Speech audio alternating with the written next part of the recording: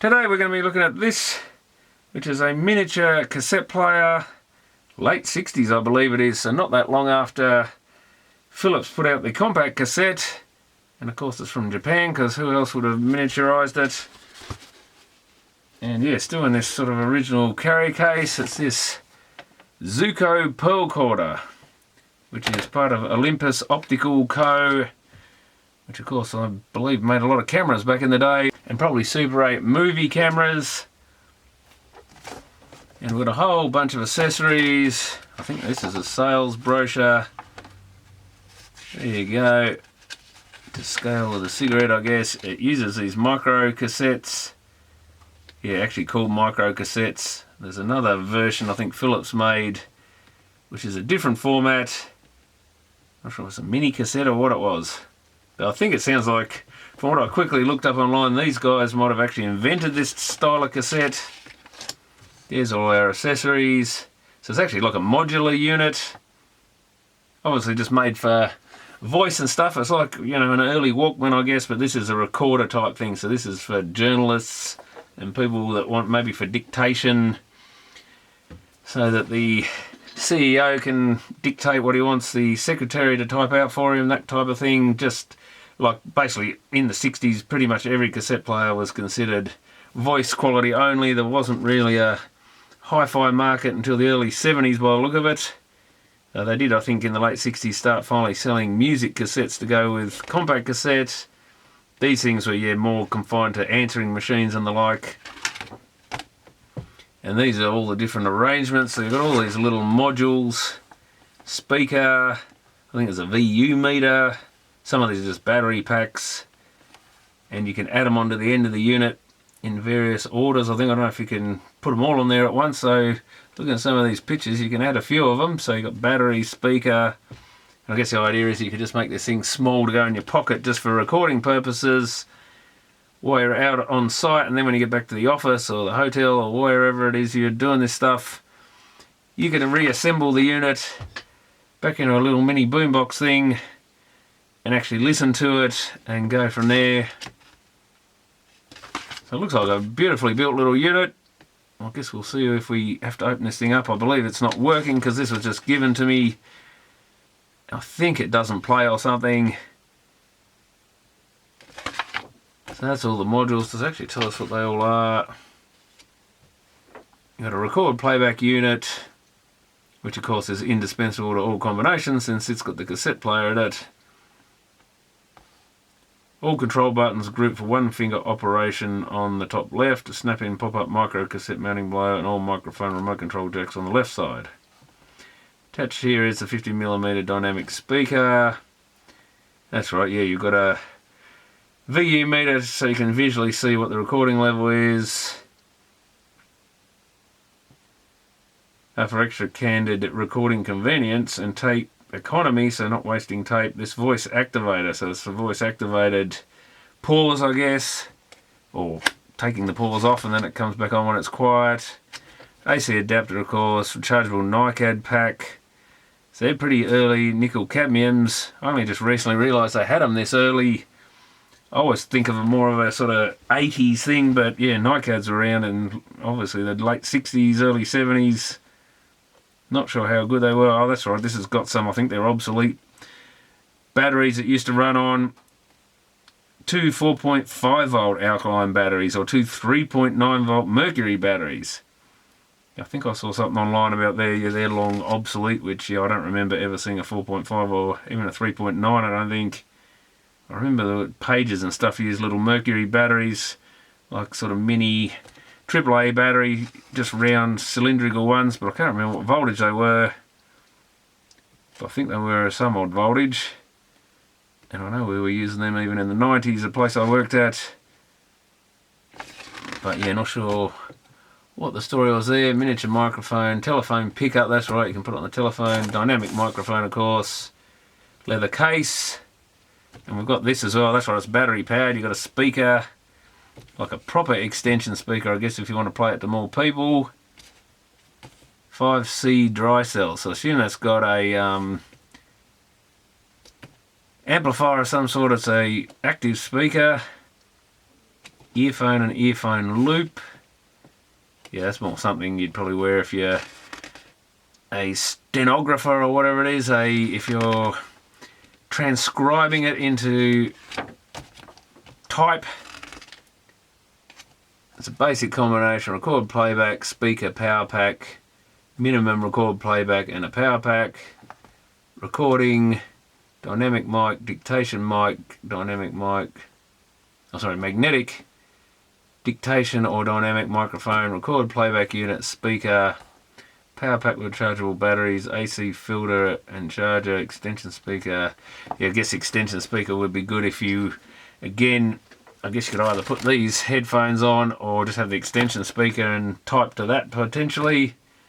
Depends what the office is like and whether you're allowed to make a noise or not. Telephone recording, yeah, the different combos. Radio TV recording, oh, you could actually patch cord with attenuator. Amplifier recording, patch cord, recording level control, VU meter, automatic voice recording, voice activator. I don't know if we've got all these modules, recording level and automatic voice recording.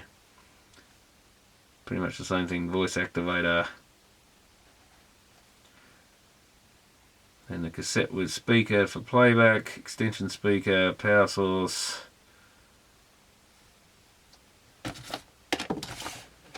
It uses MC60 or 45 microcassettes, 2.4 centimeters a second, 2-track combined. 2 minutes 10 seconds to rewind a 60. DC bias system, DC erasing method, so it's not an AC one. 11 transistors, 6.5 to 9 volt power pack, or yeah, that's why 2 4.5, so it's 9 volt basically. Yeah, just the basic specs. Makes a notebook old-fashioned. Anywhere anything's been said that you might want to remember later, why take a chance on missing part of it? Why waste your time writing when you should be listening? Just flick a switch and sit back. Record up to an hour of lecture, speech, conversation on a single micro cassette. Sure, there are other cassette recorders, but did you ever try putting one in your pocket? What have you ever seen to equal it for candid recordings? You can be old, know-it-all at school or the office, another James Bond at home. Zuiko Pearlcorder, a combination of the world's most advanced electronics and space-age miniaturization. Got a micro motor in it, miniature DC motor.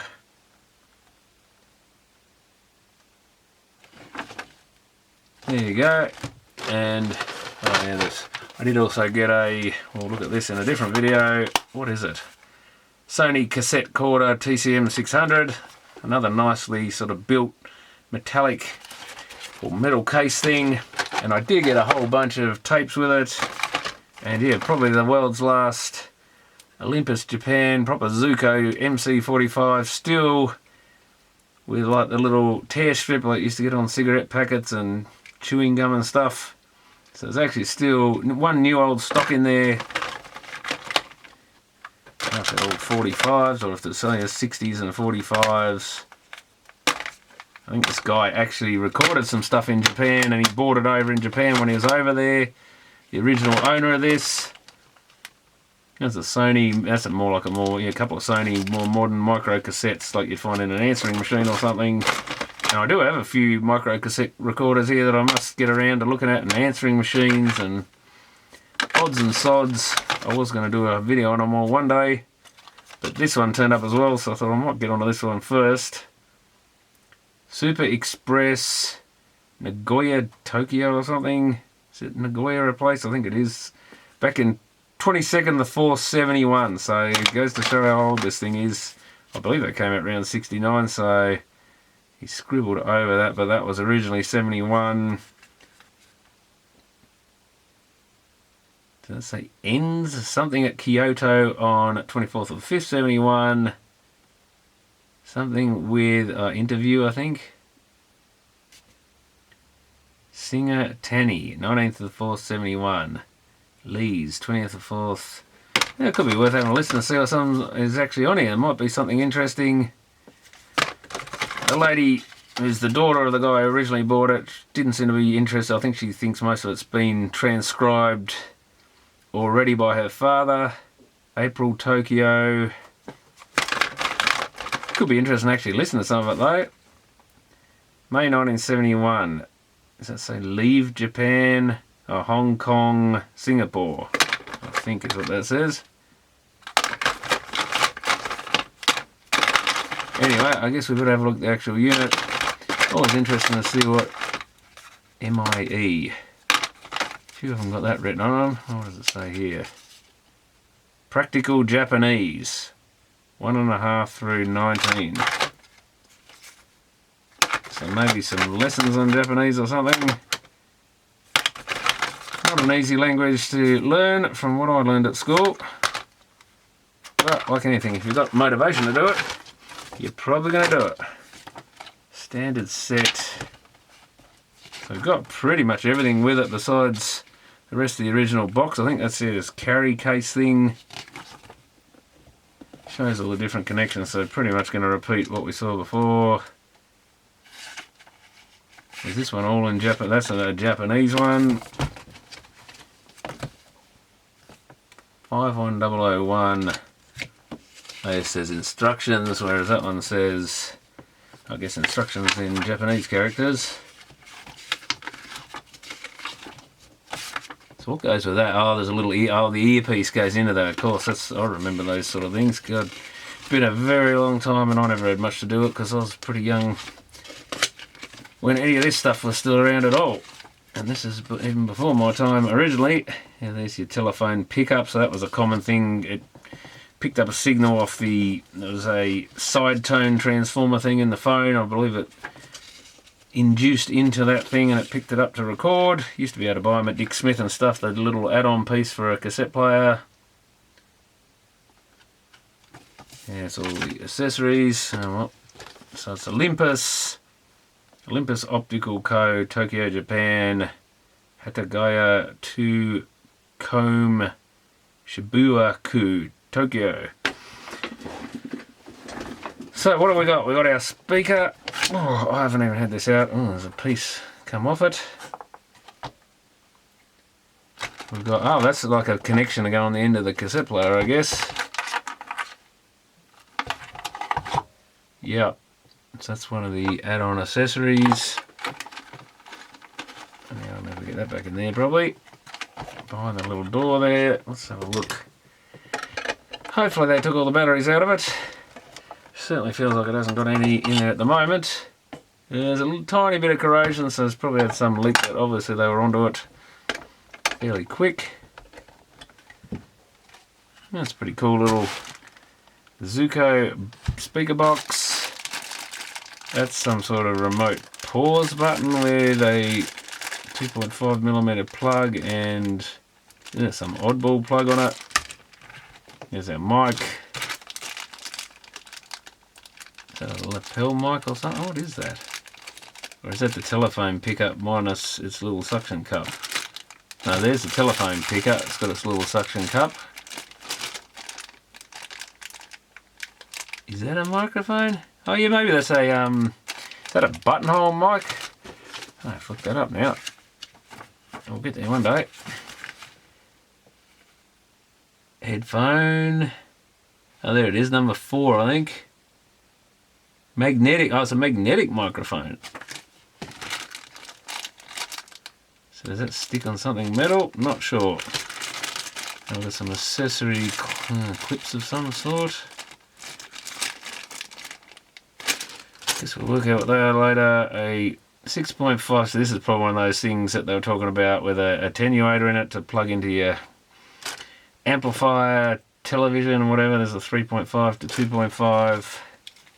There's our power adapter. It's actually got the Aussie plug on it, so I thought maybe it would need an adapter or something. If you bought it over there, maybe you could tell them which sort you wanted.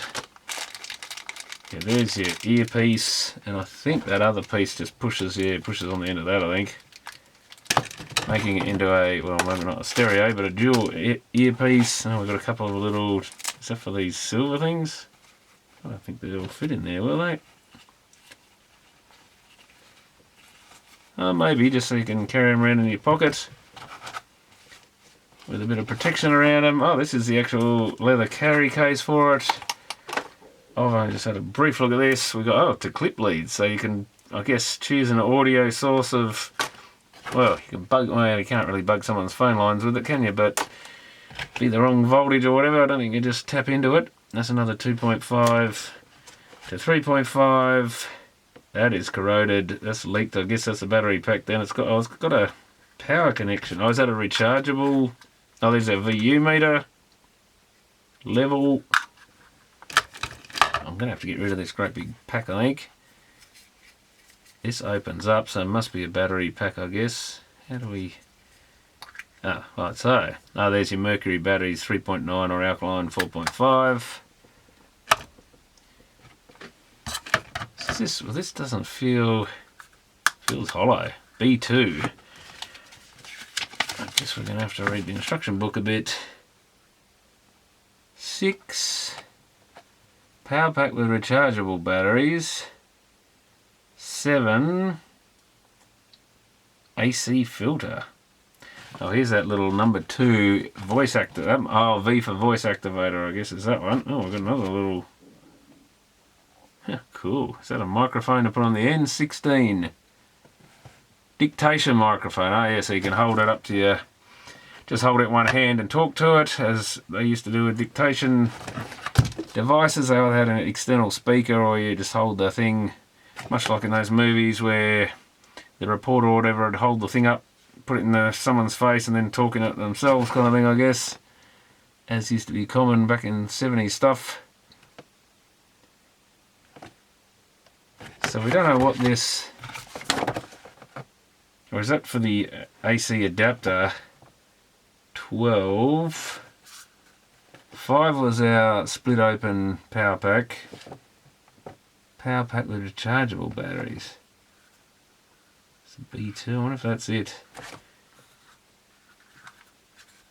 Oh yeah, someone's had this apart. Okay, yeah, so someone's probably seen the corrosion coming out of it and got rid of those NiCad batteries, which is kind of a shame, but probably a good thing at the same time.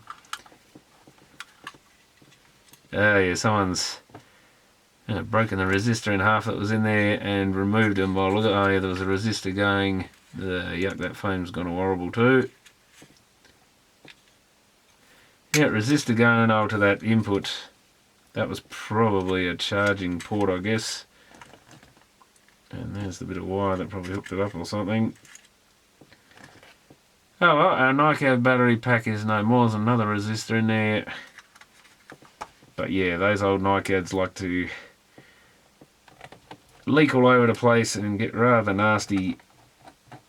Especially since there's probably some cadmium in there. I better wash my hands after touching that lot just in case. Okay, so that's the battery pack. So one's the B1. Is that this one? That's the B1. That's the openable one. Still on the B1. Doesn't show B2 yet, which is nice of them. Oh yeah, nice manual. No weird translation in it by the look of it. Yeah, it would have been nice if they actually told you which one's which, is the only problem, but let's get all this stuff out of here. I wish I knew what that thing was. Let's just put it in a bag, I guess. It's got this weird, is that just a little mini DC plug? Must be something like that. Oh, does not want to come out. Let's get rid of that. And yeah, some sort of carry case, I guess, is you could put in your briefcase or something. You could put a few accessories in here. I guess we've got more accessories already attached, haven't we? F. What was F? I've forgotten now. Don't know if I even saw F in there. So that's our speaker bit. That's this short thing, possibly 7. Oh, AC filter, is it? So you can just plug power in. Yeah, that's what this would be, I guess. We're in the... Probably the last time when she tried it, it would have been add the speaker on. Look at that. put the AC adapter input in, so that's where we're at, I reckon. Yeah, nice little case to carry it around in. Bit of plastic. So we should be able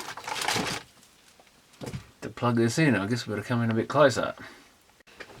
Okay, that's it a bit closer. So you've got a wrist strap. And yeah, that's probably where our mic goes on the end there. Where'd it go? So it's got two connectors. Yeah, one's probably power. So you can do the old hold it in someone's face and talk into it yourself if you're dictating. So yeah, the tapes are just push in. A rather dirty pinch roller there. Guess we can take that back off. Well, one thing I haven't tried is how do you actually, you press these buttons, do you, and slide? Oh, rotate. Oh, cool. What a cool little idea. Yeah, and then these contacts go in through these holes and there's plenty of, they can slide around them. That is some crazy stuff. Yeah, it looks like they lock it in. Doesn't go anywhere. It now rotates. Huh, that is rather James Bond, isn't it? Except we don't have an exploding module yet, but I guess we could make one. Maybe that's what they're going to do with that old NiCad module. Pretend it's batteries and then put a bomb in there or something for the bad guy. So got a red light, level control or something. Oh, battery check. So does that do the light maybe? Anyway, I guess we better plug this in. That is more like a standard DC connector though. Very early one, a bit shorter than usual.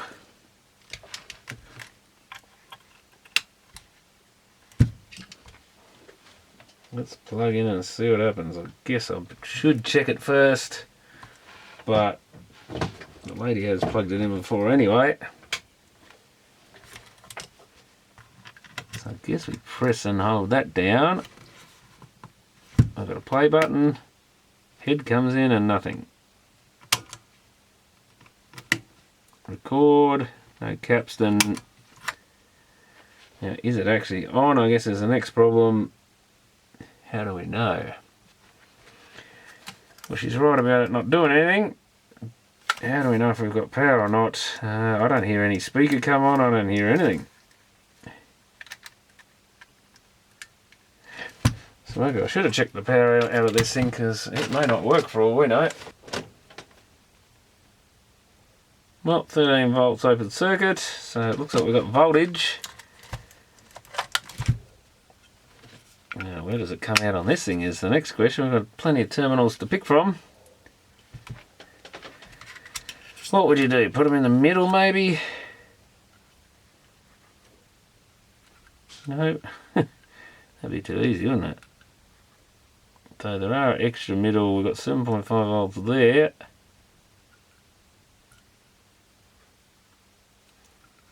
I wonder if this AC module drops it down to the, well, it should be 9 volts, shouldn't it?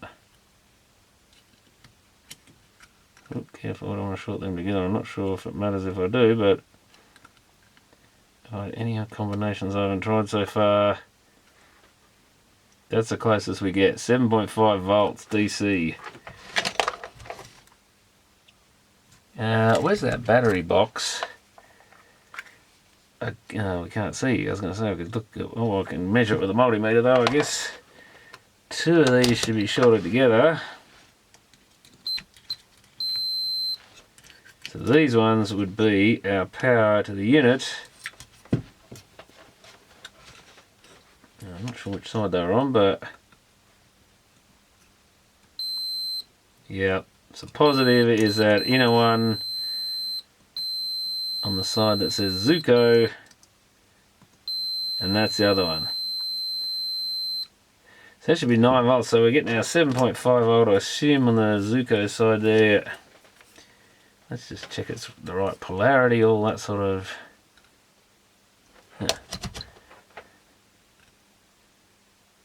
Yeah, 8 odd volts, or 7.5. Correct polarity. Now, only thing I can't check is does that die when we put it on there. Let's get rid of the speaker. Probably should really turn it off while we're connecting things up, but I don't know if it really matters. So I've got a red dot and a red dot. Oh, does this not go straight on here?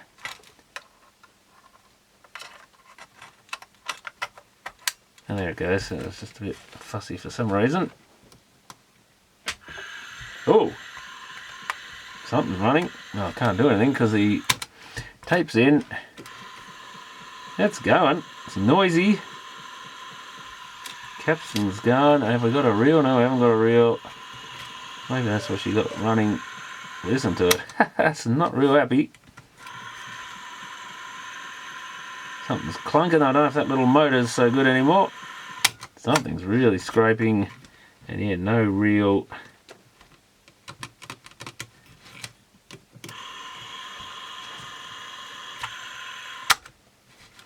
I don't think that, yeah, there's no speaker on it at all, so it's not audio sounds. That's scrapey sounds. I'm not really looking forward to pulling this thing apart. It looks very miniature. Are they? Oh yeah, little unscrewable things, I think. They've got two little nicks in them. Might have to get some side cutters or something to grab hold of that. Oh, what's this thing? There's always something. Oh, is that something to do with the eject? Well, let's, should we put a tape in there just to double check? Probably not, because it's going to chew it. But let's just put a tape in there. If that locks in there. Is that, power, off it goes. Shoot it across the room.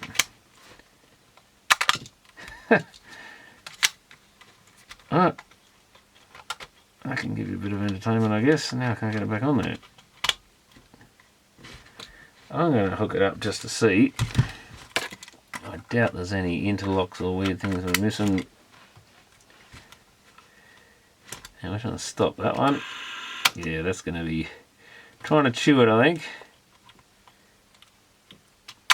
Yeah, it's not shooting so well with the tape hanging out of it. Now, where's a biro when you need one? I don't know if you can use a biro on these, can you? I guess it'll still probably work.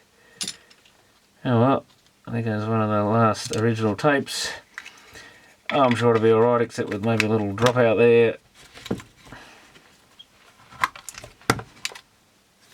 Wow, this is going to be probably horrible to work on, but be cool if we can get it running. And they're not even going into the little... Oh, I got it. That's it. Just got to make sure you get them in there, I think.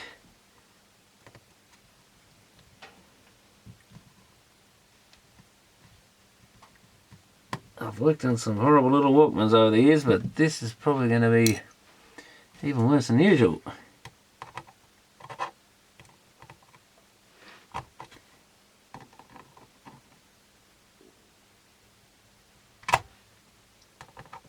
Thankfully we didn't get much call for these sort of professional things, because no doubt they're more difficult than the usual.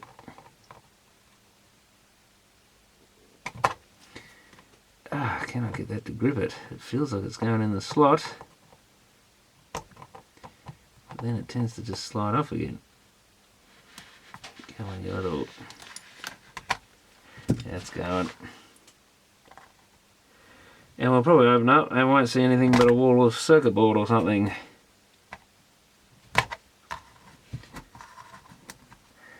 Definitely made by a camera company, I can tell you that much.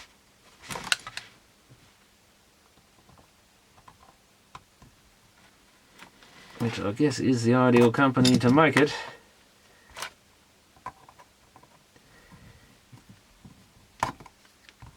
But I'm not a camera repairer. Way too fiddly.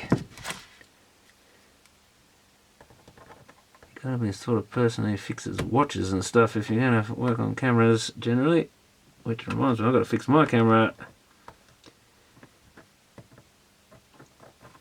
And I can't get motor. Oh, what the hell? Oh, that bloody... The wire. That's why I'm having trouble with it. The little bit that catches the wire when you cut it. I must get another pair of these that don't have a wire catch on them, because it's a pain. It tends to catch on everything itself. when you use it for projects it was never meant to do. Now, well, it did seem to be loosening off a bit, but maybe that was my imagination. Yeah. Well, that didn't do a thing. Ah, there's rewind and fast forward. Oh, how cool. Yeah, 3-position switch. Guess we should try that, see if it does anything. Might as well while I'm at it, since the cover doesn't want to come off.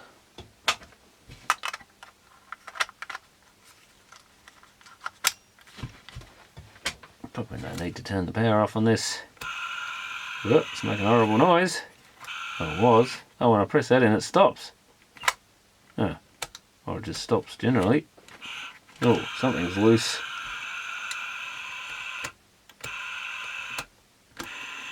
Oh, at least the motor's trying to run.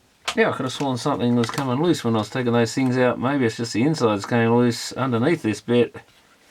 This case doesn't do a thing. Ah, that's probably why, because there's 4 screws there. That'll be the next step, I guess. Oh, this thing's obviously made to be pretty rugged, so they're going to have them holding it all together. And then there's more screws under it, maybe.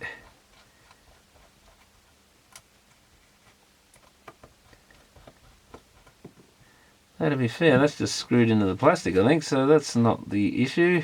Is that screw under there doing something? These screws, well, they wouldn't be holding the aluminium on, you wouldn't think, but oh, do we have to undo these things? They've got the same little indents in them.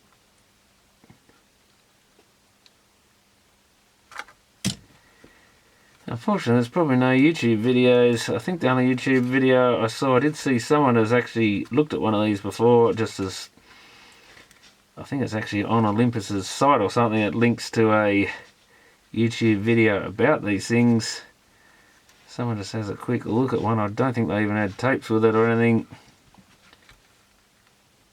I wonder if these are meant to, well, this end is where it's going to have to come from.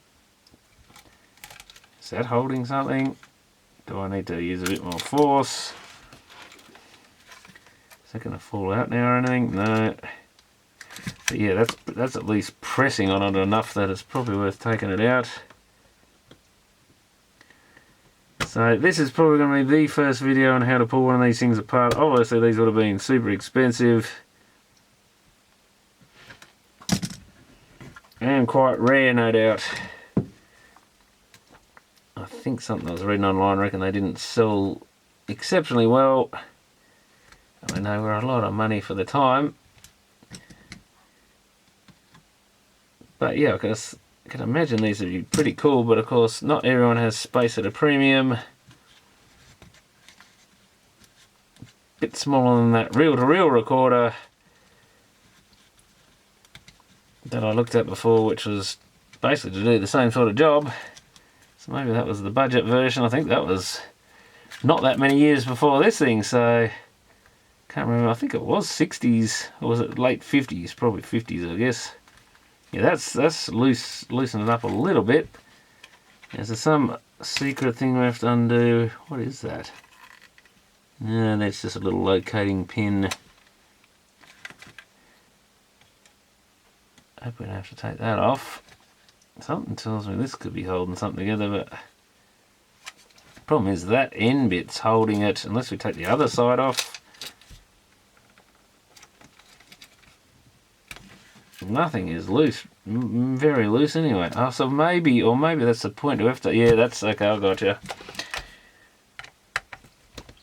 If the plastic's holding in, we probably have to loosen this plastic off.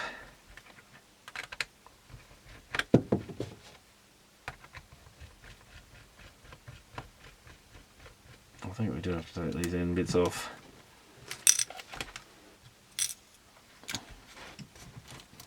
And take these out. See if that grey plastic comes off. I doubt it'll be that easy, but hopefully all those other screws hold the connector on separate to this thing. And we're going to have an awful assortment of screws to work out where they all went.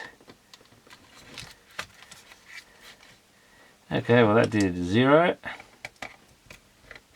I guess we can take this loose, make it loose and see if it does anything, gives us an idea what's inside there. I'm going to put them somewhere else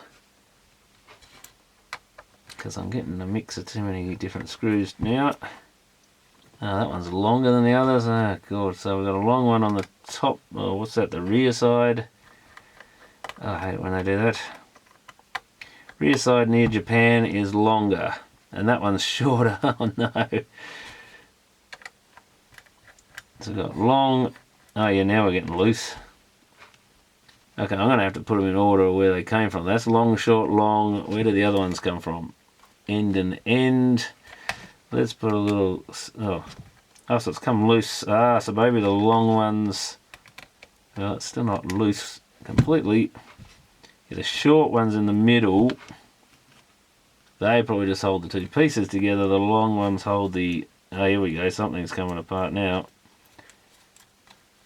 Oh wow, there's the motor, I think. Yeah, I thought this would come out. Oh, it's just a little pins holding it. And the wires are rather short, I think. Oh, come on. You meant to push in.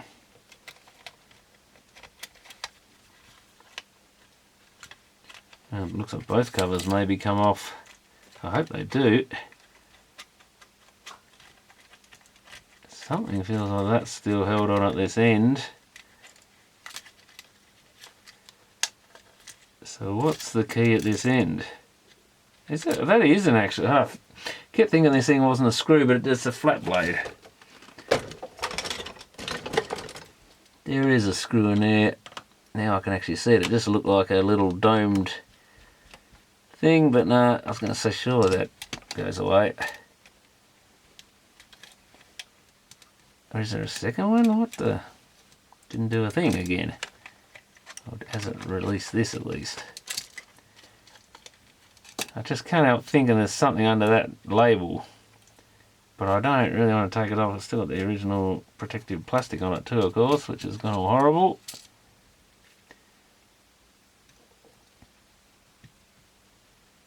Because it ain't going to end well, I'm sure.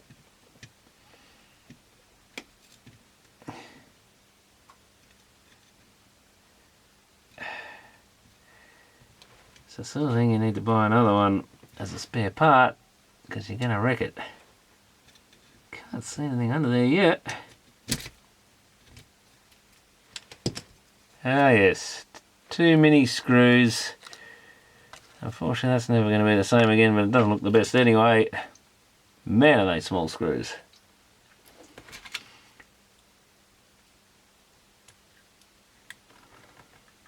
And this is a problem. One rubbish screw can ruin the thing. I think that's coming, believe it or not. Yeah, just got to get the right little... That's actually the right screwdriver, I think. The smallest one you get in one of those precision screwdriver kits, I think. Oh man, that was quite the effort. That's why nobody likes working on this stuff normally, because... Oh, this piece is springing off. That's not a good sign. Are these springs going to stay with it? Oh wow, cool. Tiny little mech. Tiny little capacitor, tiny little trim pots. Oh wow, very small little caps.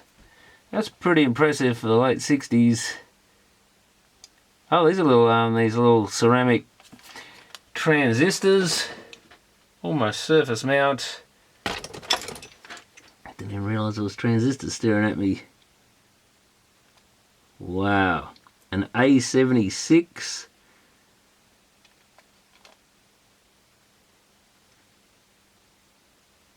Don't know what that is. Is 182 or something.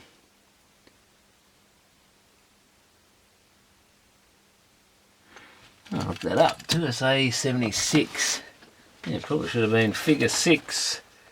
Says it's a figure 4 if that's the correct thing, but yeah, they're in these little surface mount. Usually only see them in two-way radios and that sort of thing in UHF, high frequency, that type of use. We've got 1, 2, 3, 4, 5, How many transistors did it say it had in it? I've forgotten now, but there's at least 5 there. There's a little incandescent lamp, must have gone under that red light thing on the cabinet. Now we should be able to get this other back bit off now, I guess. Let's hope they haven't left too many tricks and traps on this thing. There's one little screw in there. One of those dreaded black things again. Wow, is that super tight. Come on, I've only got the smaller size screwdriver. What do they expect me to get talking to it with? Sometimes you just gotta get the pliers or something there. Maybe we need to bang it with something that'll try and break it loose with some percussive persuasion. Man, that does not want to break free. I think my screwdriver's springing rather than... Oh, wait, it's coming, I think. Huh. That's why I just gave it slight twists. Usually it breaks them free, but that's had something on the thread, I think. Looks like Loctite. That's even shorter than the other ones, I think. My God. But not bad after all these years. It is slowly coming apart. Although, did I actually need to undo that? I'm not sure that was part of the case. Hey, it's definitely part of the... It's got to be part of the case, hasn't it? But it's still not moving. Oh, this bit's loose now. The case isn't really loose though. Whoa, something just came off. What was that? Oh, that went around the volume control, I guess. Well, it's going to be quite the job trying to get this thing back together, no doubt. Something here is holding it. And it wasn't that bit I just took off, I don't think. Oh, we've got a washer come out of somewhere. Great, oh, that came off this end bit, I think, where I just took the screw out. Yeah, there's a couple of, just 2 is it? 3 maybe screws holding this cassette thing in. I mean, we might just take that off anyway. If I can find some tiny enough flat blades, these might work. I really didn't want to pull this much apart in one go, but yeah, you sometimes just got to ease them, start not trying to fully turn it, just jerk it around a bit.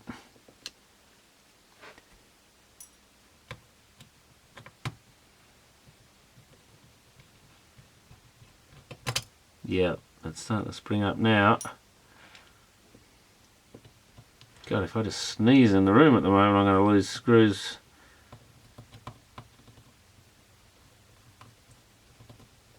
Come on.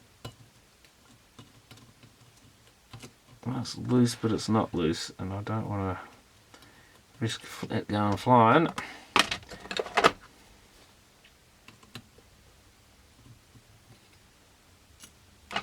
There is one more, maybe. Yeah, that other one holds it as well. Maybe we can get to the mechanism under here. I doubt it. Maybe we can see what's holding that back piece on.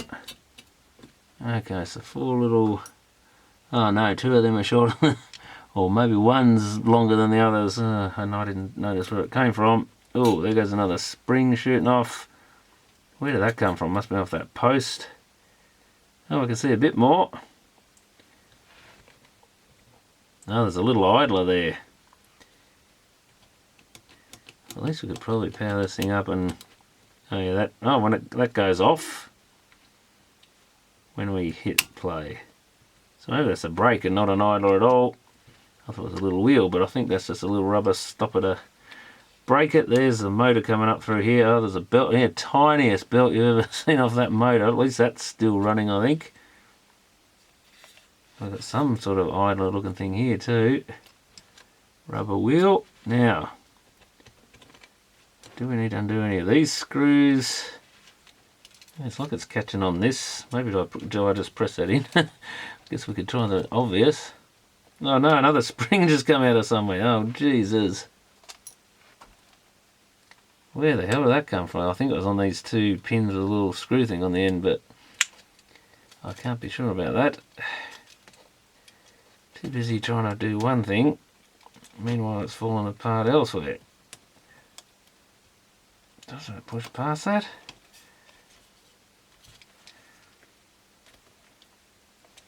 I hate to force it.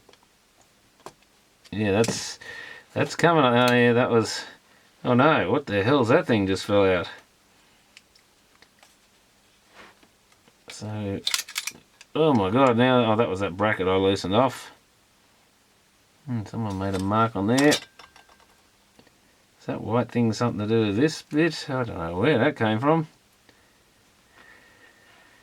That's the bracket off the end. And oh, well, look at that. We've got a massive capstan. Well, quite a crazy design. There's a little belt going to a brass shaft coming under here somewhere. And there's another big long shaft. Not sure if it should do the reels or the capstan. I don't know what's actually driving the capstan. I'll just press play in. Well, that's what's probably making that horrible noise. So we're going to have to pull that out of there. Oh, but it doesn't make a horrible noise. Oh, that means, I wonder if there's a gear driving the reels or something. I think we might just pull that out of there. I was thinking of powering it up, but I don't think there's any point. If we take this triangular thing off, it's going to need lubing at least anyway. And I've got pieces dropping off everywhere. I'm not even sure what they all are. So this is going to be fun. But mainly just want to get the mechanism going.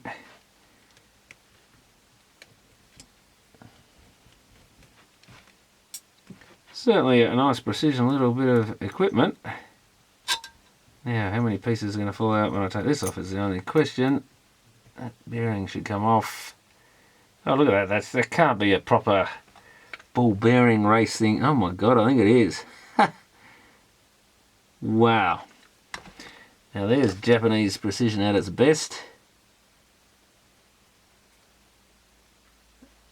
I mean, maybe that's normal in cameras and stuff, but I don't think I've ever seen a bearing that small before. Now I think we can just, there's nothing on the other side of this, I think we can, yeah, just push it out, but is there a belt or anything?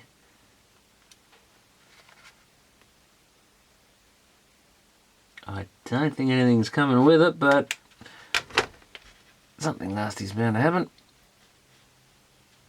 That is kind of stuck in the bearing. Is there a bit of, no doubt a bit of tape oxide or something on it? Or am I pulling on something? No, that's all it was. I think just wiping that a bit helped. Oh my god, is that it? Is that a rubber? Ah, so the rubber wheel comes off this worm wheel. I suspected the worm wheel might drive it. So what drives the rest of this thing? That's probably what's making a bit of noise. Where's our reels?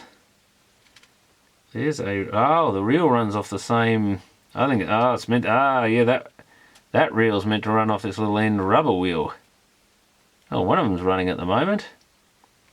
Oh, what, is that the bit, that's direct drive? Oh, maybe it's not direct drive. Oh no, the motor's on the other shaft. Okay, the plot thickens. Now, well, if the motor runs the other thing, that's the motor shaft here. What I thought was another shaft, that's the actual motor. Yeah, it's not overly trying to run this thing, I don't think. Can we turn the motor?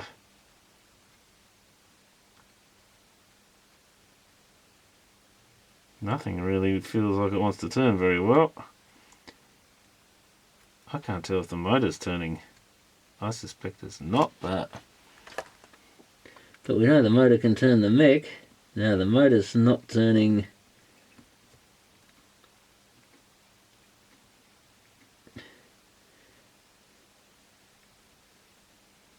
Wow, what an amazing little mechanism. So it looks like I've got two idler wheels for the, is that the rewind? One for the play. Which way does it go? Oh, it goes this way. So yeah, two for the take up, which admittedly doesn't feel the best, but that's probably a good sign. Yeah, that's turning that. Why doesn't it work then? And that one's definitely doesn't do much to, got no friction hardly. That one has good friction. But is it turning the... Yeah, it's feeling a bit grindy, but it is turning this other shaft, though there is some sort of clutch in there, I think. I think we're going to have to hook it up and try it. And I've got to shoot off and do a couple of things.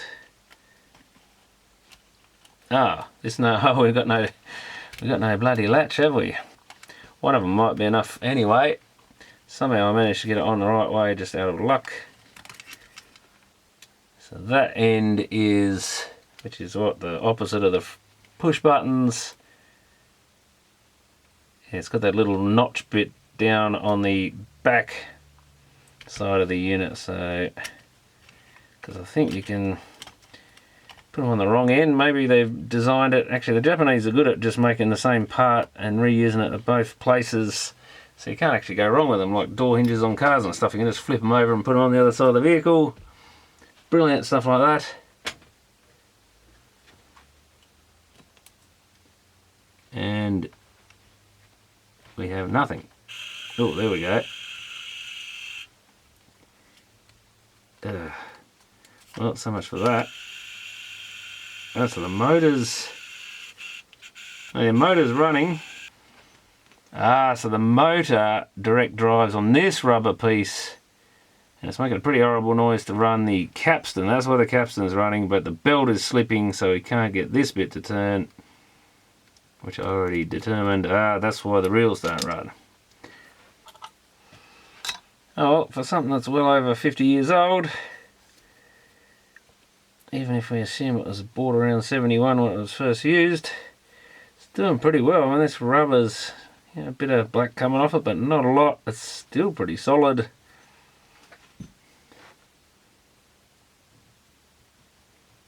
Hasn't turned to goo or anything crazy. Maybe the surface is starting to go a little bit. I'll just give that a bit of a clean. And I guess I have to see if we can get another belt into this thing.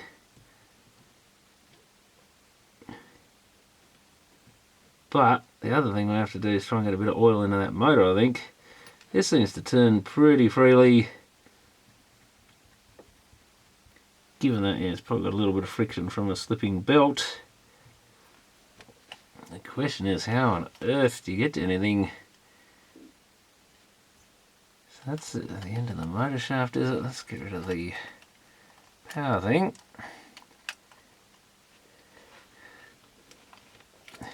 Yeah, we've got a little bit of a crack in the plastic there too. Whether that's my doing or just how it was from use. It's probably getting a little brittle by now. So you've got to get it over the end of that shaft, but I think we're going to have to take the motor out of this thing, which means we've got to take the circuit board out of this thing. Oh no.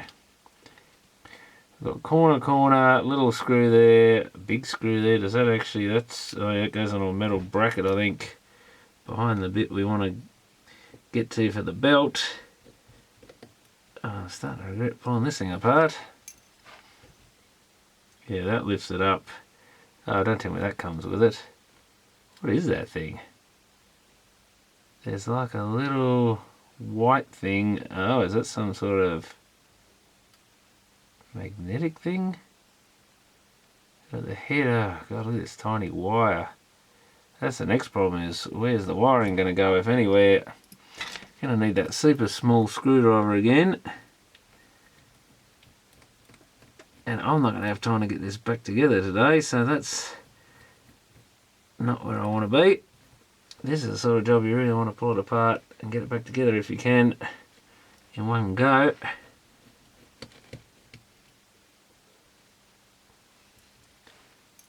Guess there wasn't that many steps to remember, but still. It's a lot of screws. And they just keep getting smaller. Oh, that's a great big long one. Okay, so it's long there. I have to put these in some sort of order, maybe. Yeah, this is one thing I don't like, is people that make them with different length screws, but I guess sometimes they just got no choice. Oh, that one came off so quick I wasn't expecting it, so it's an even shorter one maybe. Let's put that. Try and keep them in the pattern where they go, I guess. They're just for that pot, I think. And of course, nothing really moves. story of this machine. That bit's moving, so I hope that comes with it, whatever it is.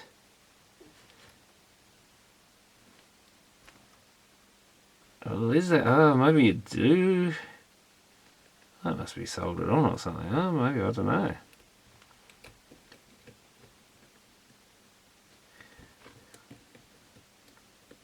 Gonna have to take them out, I think, just to see. I think that might be loosening it.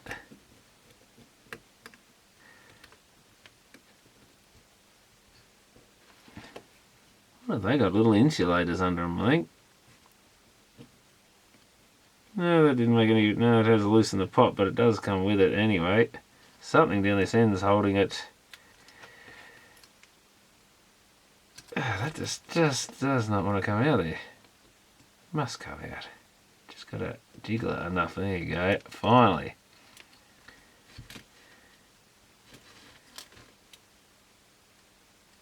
Feels rather tightly. Oh, it's just yeah. I was going to say, is it just jammed in the frame? And it is.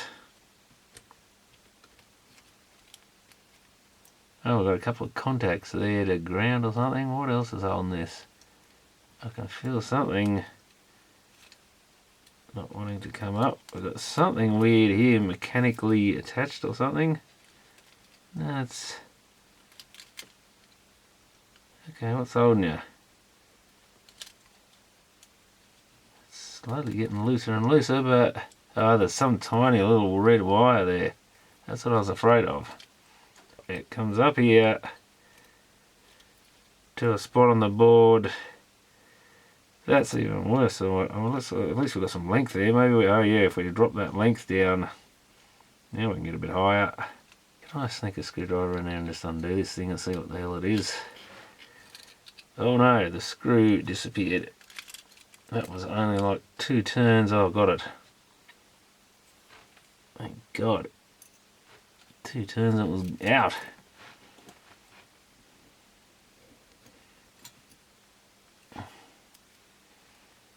There's no way I'm going to manage to get all these screws back in easily, I don't think.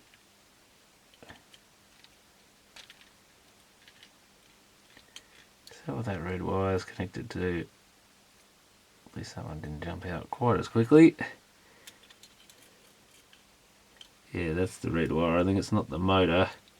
Oh, now there's a black wire attached to it. Of course there is.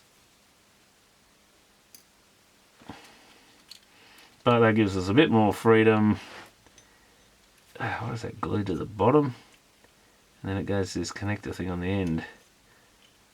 God, that's even thinner than wire wrap wire. I'm not sure what that is, but that is miniature.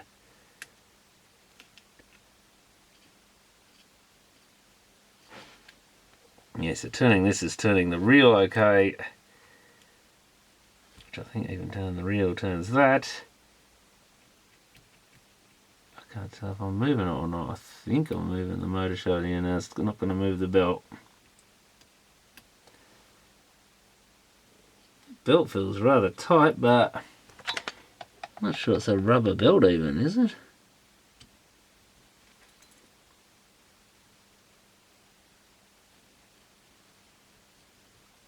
Has it gone hard?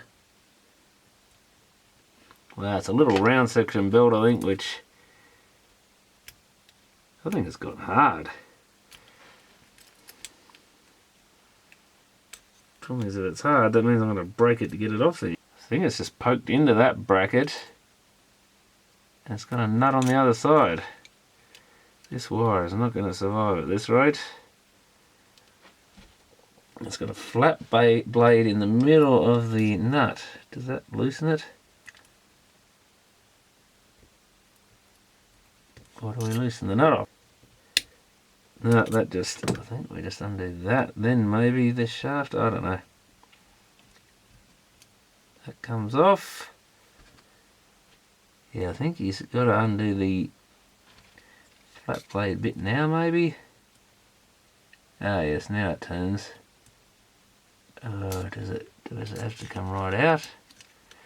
I guess it's bound to, isn't it?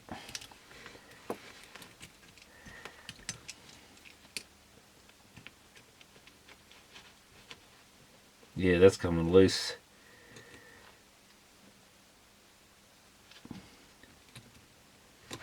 Definitely see the motor moving. Whether it'll come out.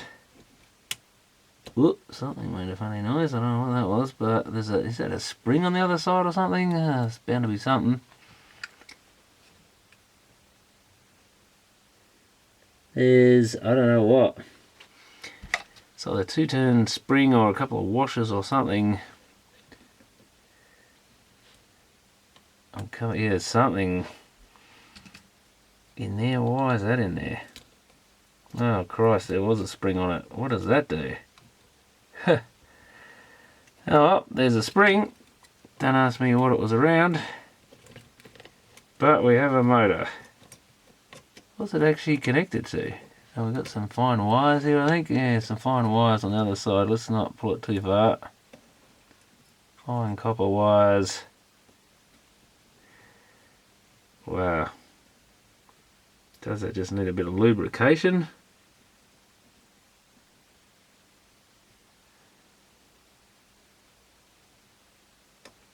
Well, it certainly looks a bit like a satellite, speaking of space age tech, but yeah, there's it making the noise. Probably very dry. I mean, I bet this thing hasn't probably even been used since the 70s pretty much, but I'm just going to try and get a tiny bit of oil in there. God, a tiny bit of oil is still a bucket load compared to the size of this thing.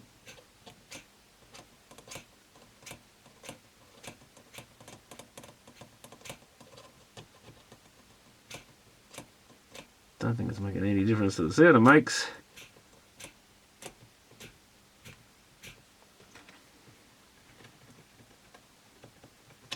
Try to soak a bit of that up.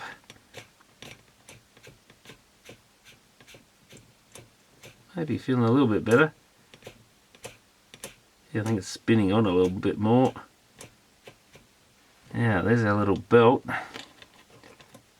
It's just holding its shape perfectly, is not surprising. It's gone sort of stiff, I think. That's probably why it's not working. Ah, it just broke. That's what I was afraid of. That is, it's like a piece of wire or something. Holy. I don't think that's meant to be like, I think that's just set hard. Rather than go to goo, we've got one that's gone hard. I don't know if even the smallest little belt in those eBay kits is going to actually fit in there and go in the pulleys. I mean, it probably should, I guess. I mean, the Wagner belts you can buy go even right down to 13, which is tiny, but they're, I guess, all we can do. But it's going to be massive compared to the slot in this thing. It may run in it though. All it's got to do is stay in there. And I'm getting oil or something off something there. Probably because this belt's so big, it's going to squeeze all over everything to get in there. And that's not where I even put any oil. Might just have to clean it after I get it in there, if we can even fit it in there. I don't know that's going to go in. Come on. Here we come. Hope that's the right one after all that. Probably be a bit long.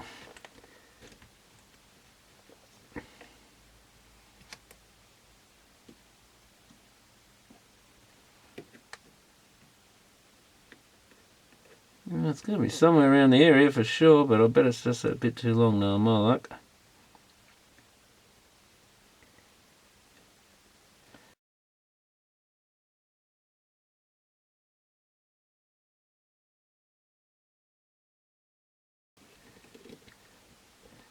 That's going to be hit and miss, isn't it?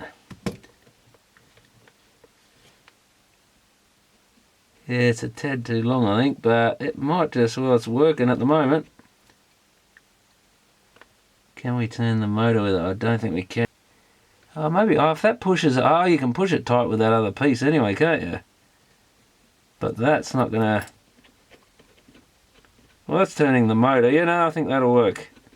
Of course, that little piece I just took out is actually an adjuster screw kind of thing.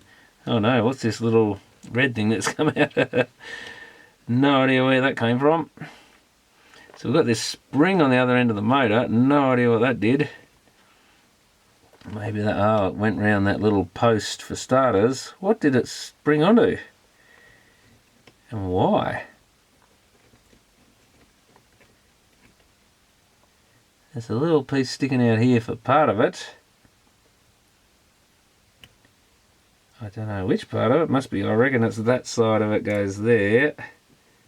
Like so. Then this, does it just press on the base or something? I don't think it goes that far down. No idea what that's supposed to do, but I guess we'll just put it back in there for now.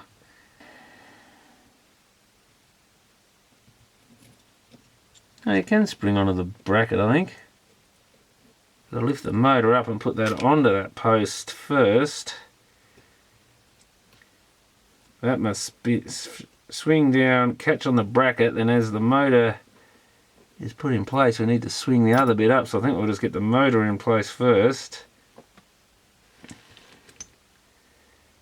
Yeah, so it's got a little bit that loops around the bottom of the bracket on the side, and then it's you're meant to pull up the other end and put it over the, as soon as you touch it everything comes loose, over that little tab sticking out on the motor.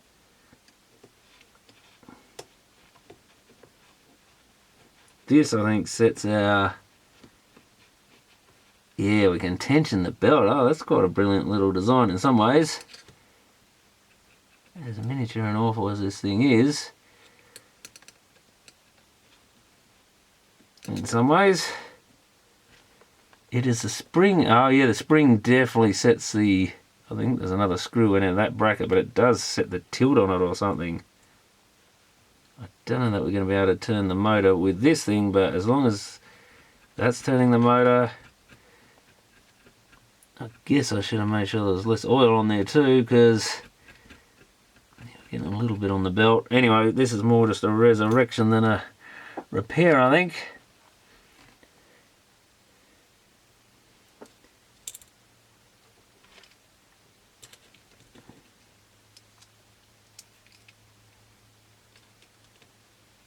Let's put the screwdriver back in the slot. We should be able to slide this down the screwdriver shaft. Should be able to. It doesn't seem to want to bite into the thread though. Come on, you can do it. Yeah, it's not going right down or something. There we go. I think we got it.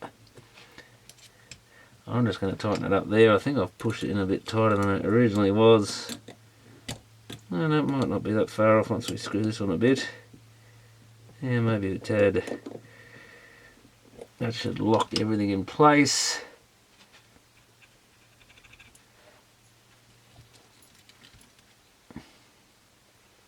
Now, the spring, yeah, it's gripping around the thing there, so we need to, I can see the end of it, but man, that's some miniature stuff there. I might have to get our little tiny Phillips.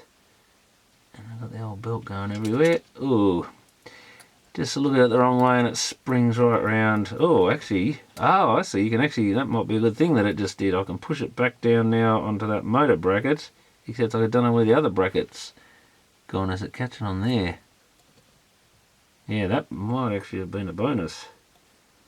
Except I can't get it to swing back around the other side of the bracket now. It's catching on the base or something. Okay, it wasn't so well. If you can swing around there, you should be able to go back. Maybe we'd swing it right. Oh yes, we'll swing it right back around. Yeah, catch 22 really. We got all this junk in the way. Yeah, there it is. But as you saw, if you just let it spring the slightest bit, it's gone. It's gone all over the place. Oh, I might be able to do it. You never know. Oh, get on there, get on there, get on there. Ah, it was on there, but did it just spring back? Oh, did I get it? Oh, I got it. Yeah, I can't even see it, but it's sitting on there. It's just so shiny, it matches the motor, but I managed to get that on there. Yeah, it holds it sort of in place, and now we've got the problem of this has broken its red wire. We better screw that back down, I guess. I don't even know what that is. It looks like something pushes into it and plugs into it, but what? Yeah, I know where that red wire was soldered on, so that's something.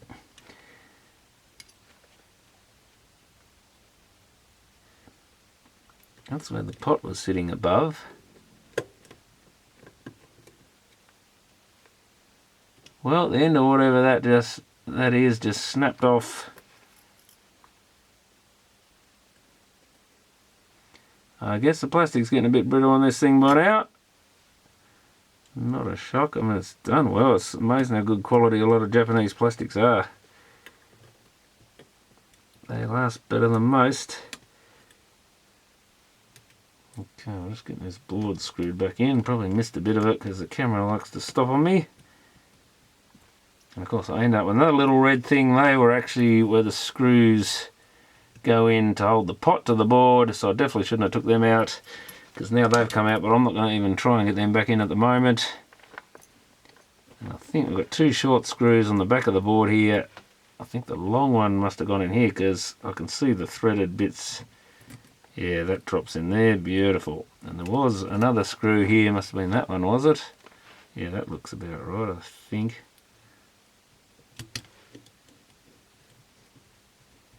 Okay, circuit board is back in place.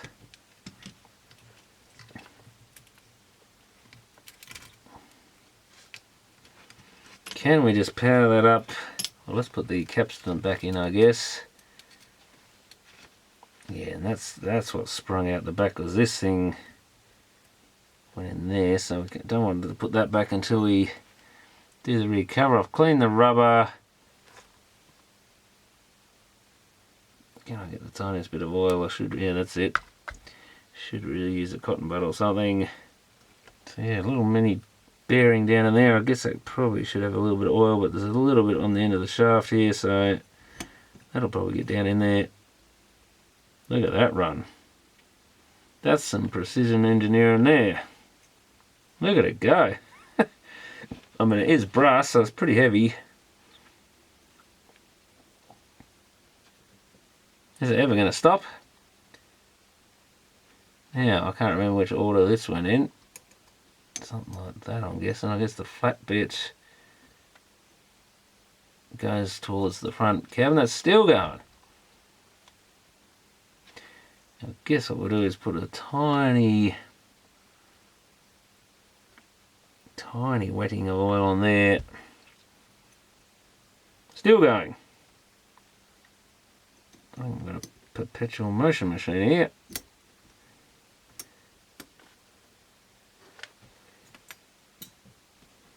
Oh yeah, that explains what that little smaller screw is. I was thinking these screws are all the same size, but they're not. There's a small one on one end. It's turning just from, I don't know what. Am I even bumping that? That's a beautiful setup for a capstan. I bet this had low wow figures. Probably still does. Assuming the pinch roll is okay. No real easy way to grab these things.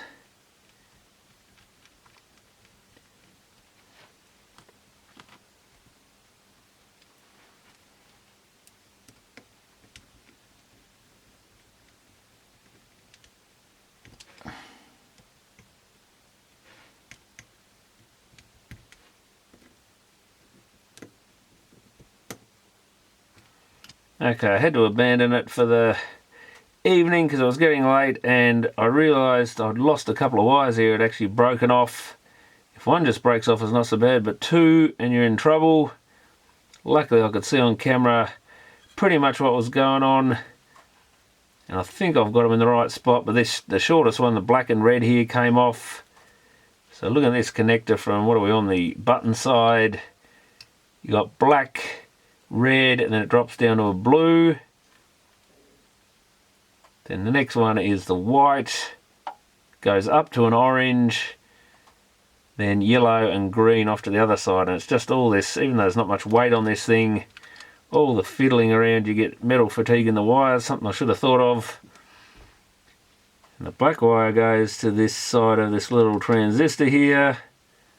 Blue wire comes to the other pin on the same transistor, I think, on this track going down here.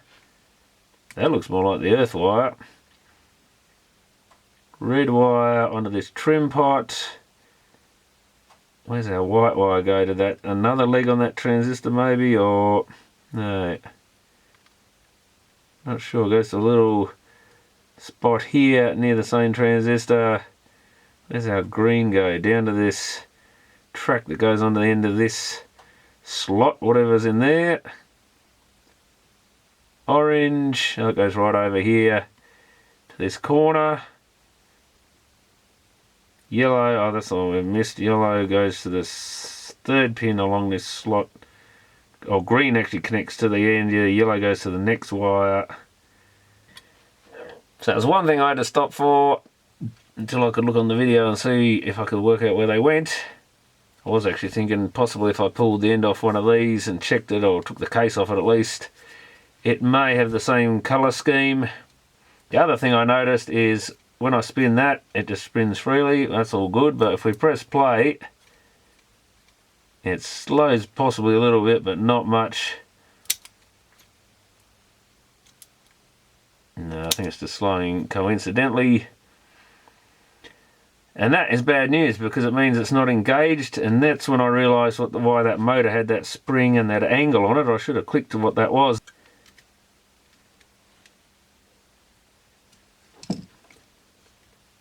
Now, is that spring bringing that down? Still seems pretty loose. Now we're feeling something. Certainly not spinning completely freely. I guess we can just push this back end up a little bit.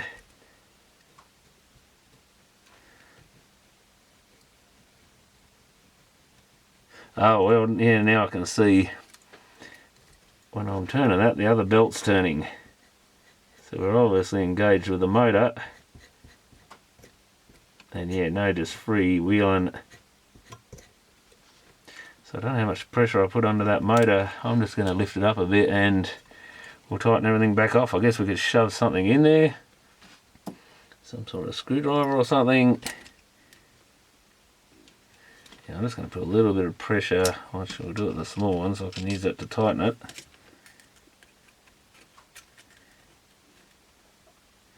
I'm just going to force something under the motor a bit. It's not going to be to factory specifications, but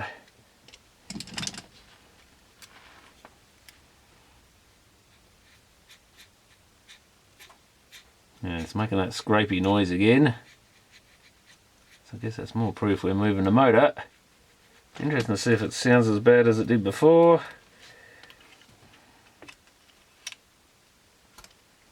Oh, well, fingers crossed. Doesn't work. So maybe these are not the right ones.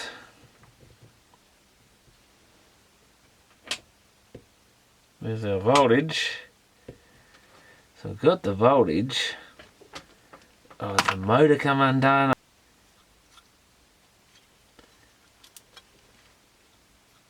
Oh, the motor's disengaged again. So could it be that the motor switch, is that the motor switch? I don't know what it is, but could it be the switch isn't activating anymore because something mechanically's out after pulling all that to bits? Does the light come on when you press this in to check battery? Oh, it does come on. That would suggest we got power in the right place. I can't imagine that'd work otherwise.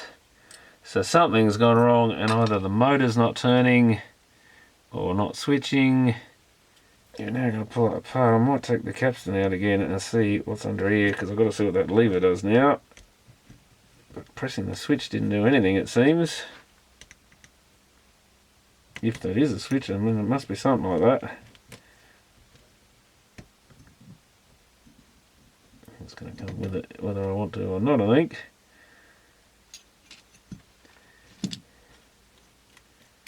Oh, that's the record switch, okay. Okay, so we've got a little switch here that changes over. We've got 7 volts comes in on one side and connects to the center one in play mode. When we press it, it swings across that way. When we stop, it's connected to this other terminal, but there's no voltage coming, so maybe whatever this terminal is connected to something else. But yeah, but we got no... Capstan is not touching the motor anymore, which is weird because I had it set and it was working. Now it's not. But even worse, we don't seem to be getting voltage to the motor, but I'm wondering whether a wire's come off the motor or something when I was fiddling around with that.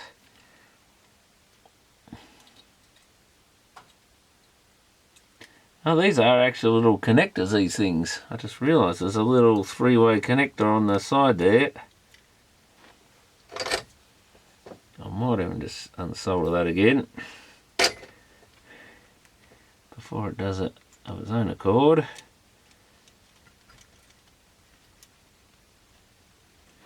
Let's see. Ah, so they go into that. So the motor wires, yeah, connect onto this three-way connector here. And there's some other wire that's glued down. Was that the one going to the switch? It probably was. They seem to be intact. Oh, and maybe not. Oh no, where did that copper wire go? Okay, there's your issue. I either just broke it or it was already broken. I think it was already broken. Yeah, two wires come out of a red tube and a solder. This is actually a little terminal block thing here. It's a little bit of circuit board, I think, with two tracks on it. One copper wire is going to that side, and this other one that's loose was meant to go on the other side. So that's why nothing runs, because the motor has lost a connection. So that's that record switch there. Probably should give that a cleaner, squirt of contact cleaner, I guess, but while we're at it, I guess it's got to have a record playback switch somewhere.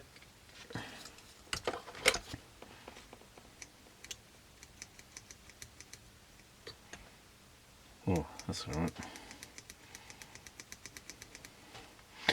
So what I'm going to do is get this motor to press against the capstan, and then we'll worry about fixing the wire. Oh yeah, it's still... Oh, okay. So does that pivot regardless? Ah, that's another part of this pivoting mech. Yeah, that should drop. Yeah, it's designed so the pinch roller lever coming along here pivots there, pushes this up. So when the pinch roller is disengaged, this is disengaged from the capstan, which probably makes sense so it doesn't press into the rubber and leave an indent. But when we push that out of the way,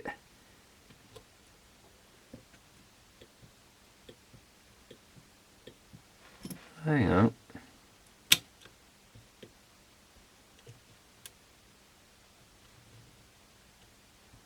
Oh, it does push down, God. Motor can't push down, press play. It can slightly go down.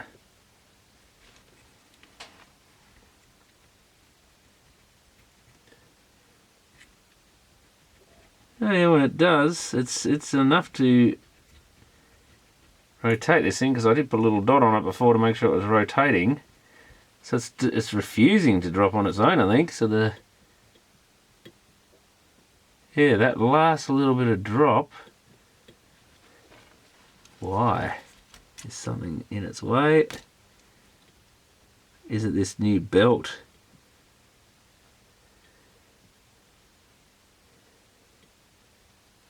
Do I have too much tension on that screw?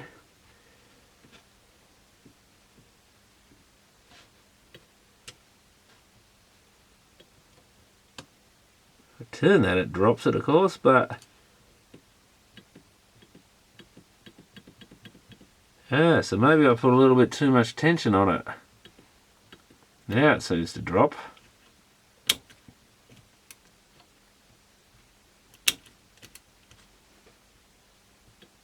Yeah, so it looks like you can't put too much tension on this other belt. Yeah, it's not working there. Yeah, this belt is not suitable after all that.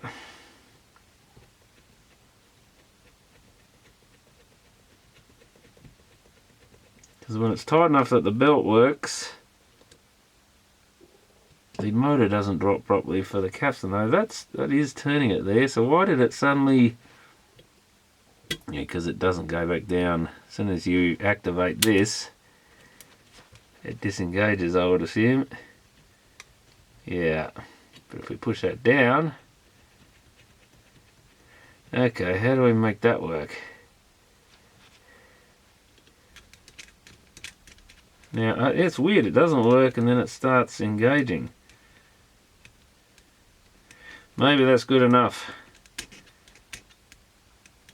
As long as the capstan's engaged to the motor. Okay, I think I'm just going to have to compromise and try that. Otherwise, yeah, not sure what we can do. Maybe have to jam the motor into place and remove that pinch roller function.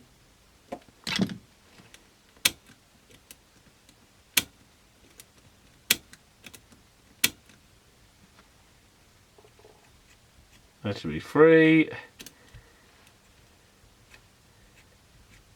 Yeah, now working fine. Okay, let's hook the motor up. And we'll probably find 5 other wires, break off in the meantime.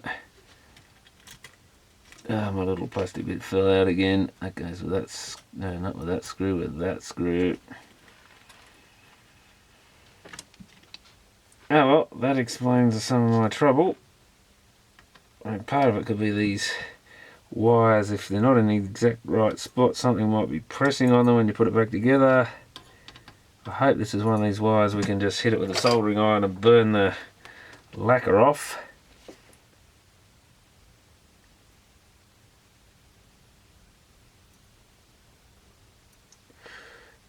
Sometimes I think you could use a cigarette lighter or something. I think that's coming. Seems to be tinning slowly.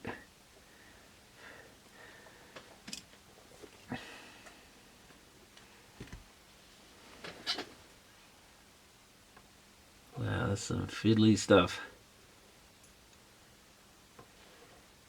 Need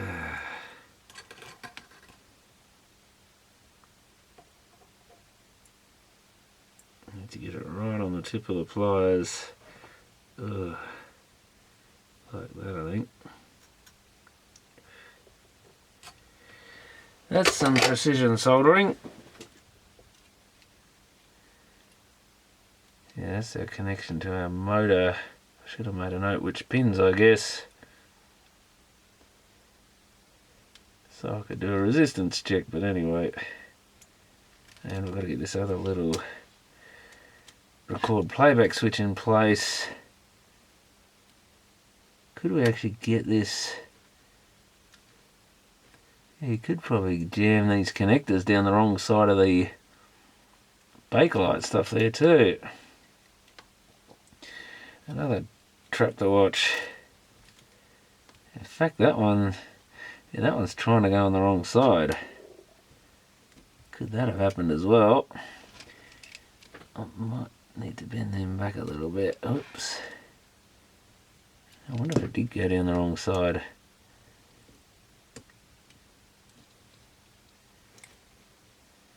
Problem is that you've got to kind of push against this other metal bit. I guess I should have took this metal bit, left that out maybe. Because that is pushing it back. Oh yeah, that's got it. Definitely on the right side. Oh well, let's see if anything happens. Yay! Well, that was like a 4 or 5 hour job to get to there, and it's not as noisy. Now, do we have pinch roller? Oh no, we don't have pinch roller, you bastard! Yeah, pinch roller's gone again. So now we've got the opposite running. We've got reel, but no pinch roller. That doesn't sound too happy. Yeah, a bit chunky. Something's going click, click, click, click, click. Well, the capstan's trying to go there. I can't stop it. Oh, you can't stop it because it's that. Go on, capstan. That's completely bloody free. Can I press... Well, at least the belt's running that bit, I guess. Yeah, it's this damn pinch roller thing. Is there a way of tapping it? Oh yeah, a bit of tapping. Oh yeah, we could probably get audio out of this. Oh, it depends if which wires are broken, I guess. Let's hope they don't affect audio.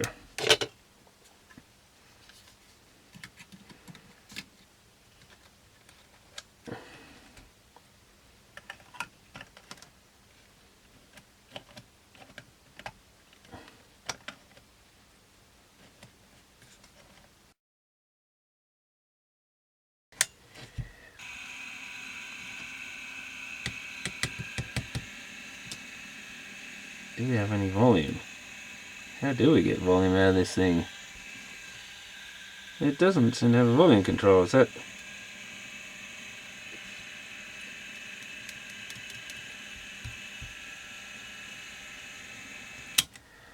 I guess we can put a tape in. Is that the one I wrecked before?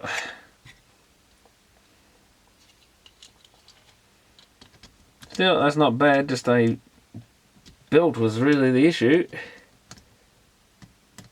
For 50 years of probably sitting around doing nothing half that time and being neglected. Oh yeah, reels are going the right way. Yeah, we've got no sign of audio. Okay, good thing I made a note of where they all went because we needed it. Put them back on.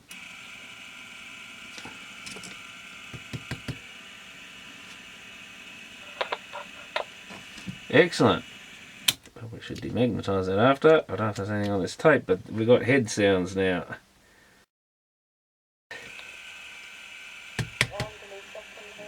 We have sound. Yeah, wrong way, I think.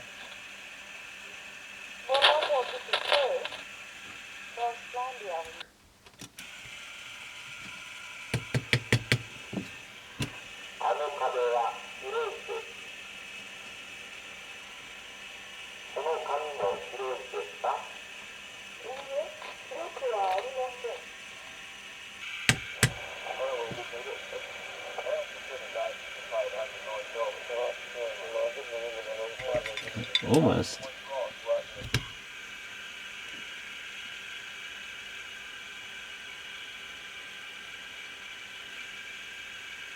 Now, if we press the eject, that's a bit easier. So that's interesting, they actually latch the tape in there and lock it in. But I think we've got plenty of audio here somewhere.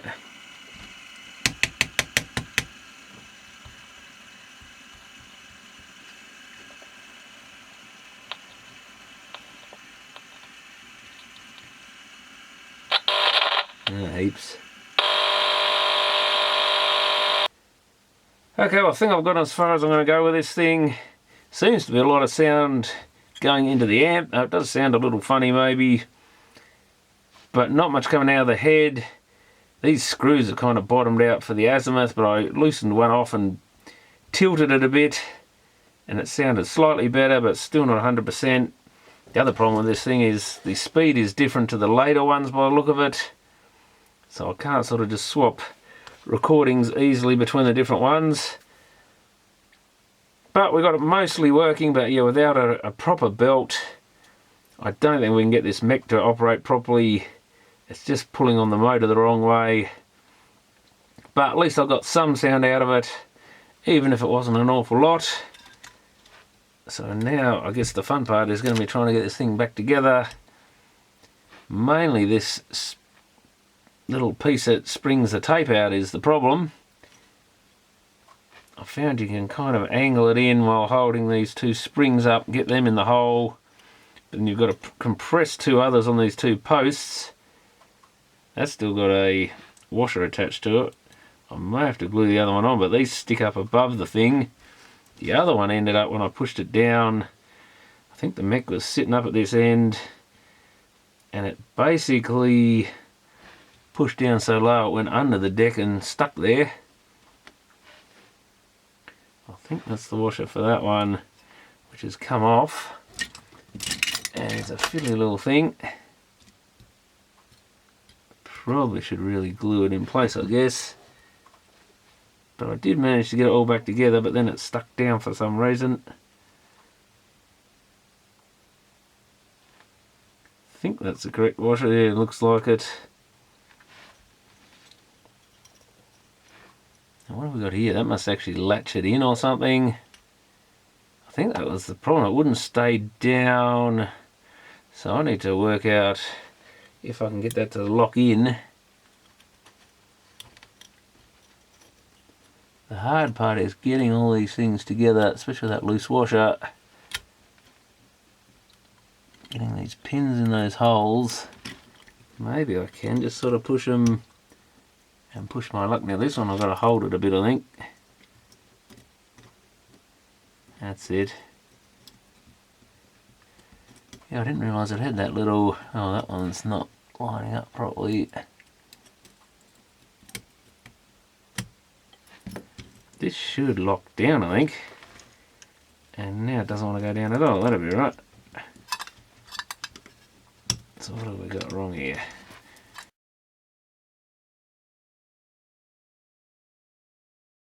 There we go. Yeah, that should lock in the down position, I think. No, it's what I thought before. You've got to put a tape in there. I thought that lever might have held it, but I think you've got to have the tape. Yeah, that holds everything together. Okay, so we've got to get that switch back in here. There's a part of the volume control. Probably sits under both halves, I guess. That's got to go in at some point. And there's this bracket somehow went on the end. It must go like that, I guess.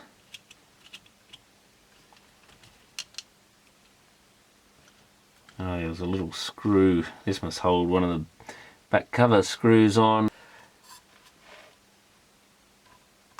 Yeah, so that's actually why that exists. Now, which screw was it that went in there? It was one of those little tiny things, I think. Super short ones. I think the very shortest countersunk screw, which is almost impossible to even see.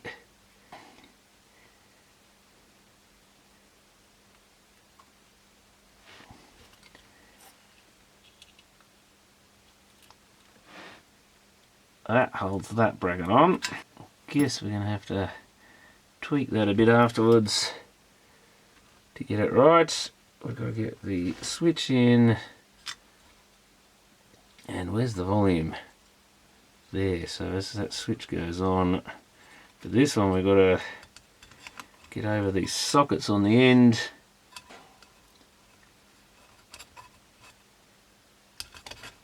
Oh, and that's that. The eject switch gets in the way a bit as well. Yeah, we've got to get over those. That doesn't seem quite right. Oh, there we go. We've got our battery check switch. I think we're just going to have to squeeze these apart. And volume.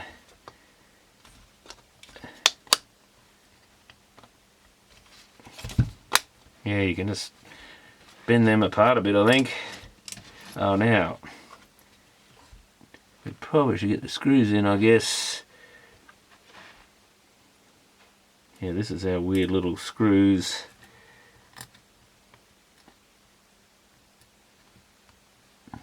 No, that's, yeah.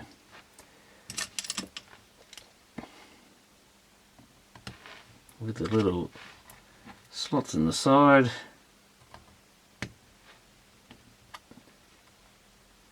I guess early tamper-proof in a way.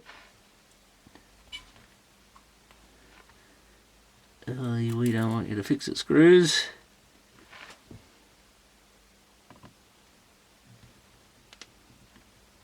So I guess the idea was to make them look nice. Is probably more the case. To be fair to them.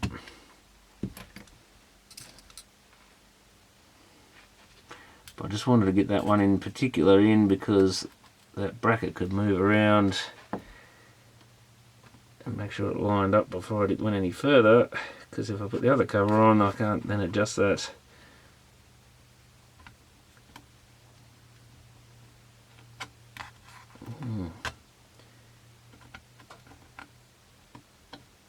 Oh, get on there, you little son of a...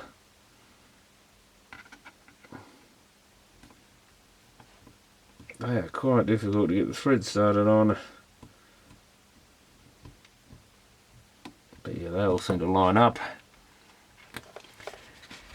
So now I've got to get the other one on. It's got some bit of plastic there.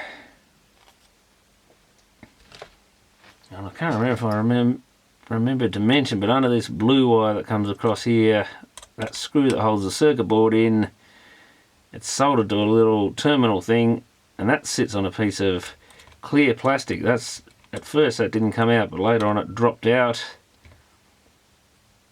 So you've got to slot that back in. I assume it's to keep this blue wire connected to earth, but not the track. So I don't think that track is. I think that goes to the other blue wire that comes from our end connector. So I think the idea is to insulate that track, which looks like a big earth track, from the actual earth. That's another little piece that appeared somewhere. And I do still have the two little bits out from under that potentiometer, little spaces, but I don't think I'm going to try and fit them back in because that's going to take all day. So I haven't put it fully back together. But yeah, not sure if this head in this thing's a little down or something. I don't know why it would play the tapes back so poorly, but I say I don't think it's an amp problem. Can we get this in? Oh, I've got to get this because we've got a tape in there. So it looks like the plastic slots under the other half. Let's go over the tape. We can probably do the same thing and prise it on. Or as in spread it a little bit, the aluminium. Oh, it's nice to see that back together. Yeah, we've got to put the screws back in this end bit, which is those tiny, they were the ones that were really hard to get out. And nearly didn't come out at all. Nearly ended the whole project there.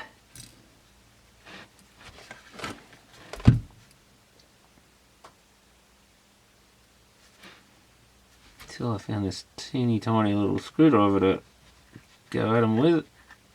Is that actually the right hole? Must be, mustn't it? That one's definitely got a thread in it. Because there's actually 3 holes here just to make life difficult.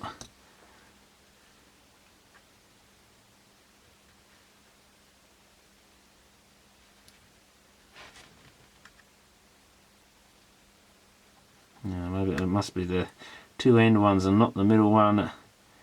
Something went in there. And what happened to the hand strap? That's right, that clips. Well, you can take it off that little clip. Oh, how did that clip go then? Ah, whoops.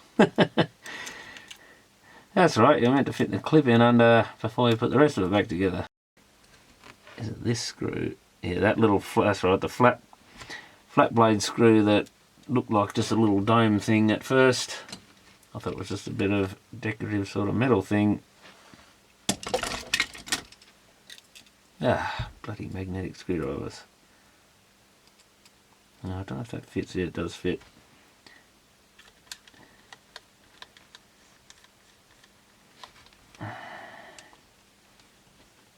Yeah, that doesn't line up with its hole. Oh, press it in, it might.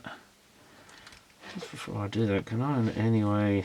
Oh, I can probably prise that enough to get that under there.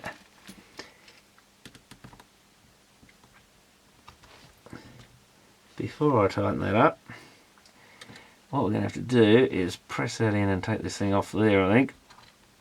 Yeah, if we squeeze that in, we should be able to get that piece out. And we'll get the screwdriver out. And there we have it.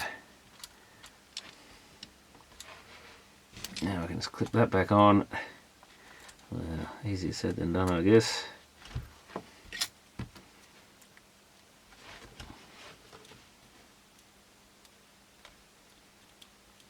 Yeah, we got it. Oh good, we got that back in place. Not sure if we're going to be able to get this thing to run by tapping it once it's back together, but possibly.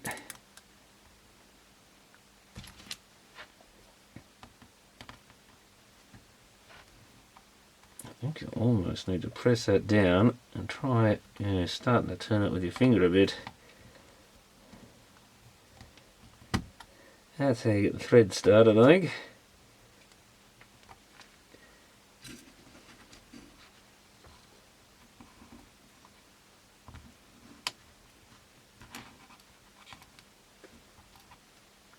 Sometimes. There it goes. I can actually slowly turn it that way.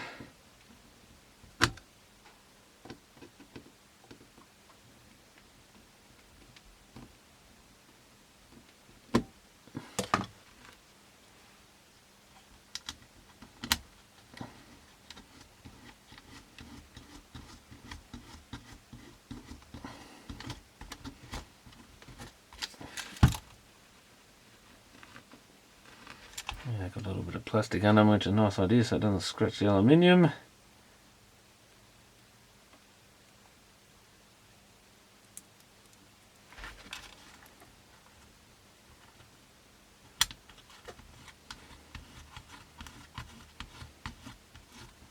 I think we got everything besides those two little mounts back together. It looks a lot better put together. I better check the eject actually works, I guess. Okay, the eject doesn't work. How did I guess that was going to happen?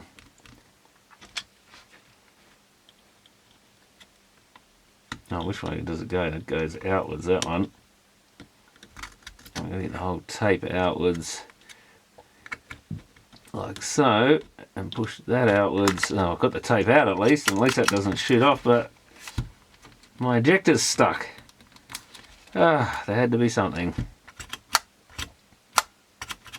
And yeah, this other speaker, external speaker, it is just a speaker in a box, much like that little one, but we've got bigger battery power here because they're C cells. We've got 3, 6, 7.5, which I think is what that regulator put out.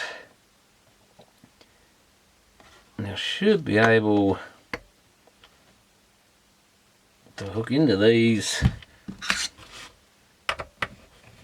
All you've got to really do is find out which two battery terminals are not shorted together, but I did actually measure it with the multimeter, hook power to it, and it didn't work. So let's just take the back off and see if it is the way it looks it is. Yeah, so all the battery terminals, you just find the ones that are diagonally joined. Yeah, we should be able to power the thing from this. What is it? 8 ohm Foster Japan. God, I haven't seen a Foster speaker in a long time. That used to be quite a common thing. That is definitely a negative, as you'd expect. I mean, just looking at it, you'd assume the negative that were there and the positive there have to be the terminals, but I'm sure I hooked this up before and it didn't actually power anything.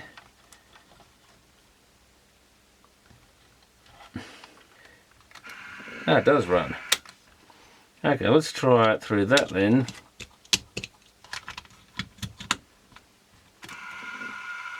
Oh.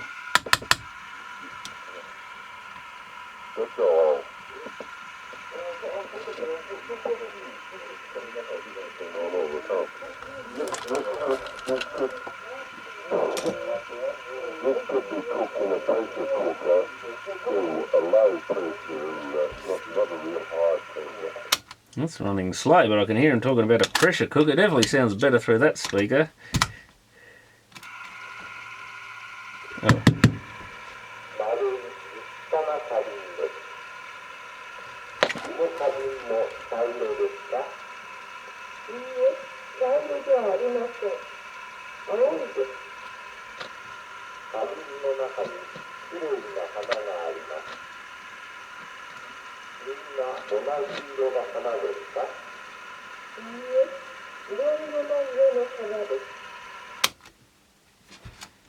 It sounds a little bit better with each thing we do. As the power dropped out because I moved it. There it goes.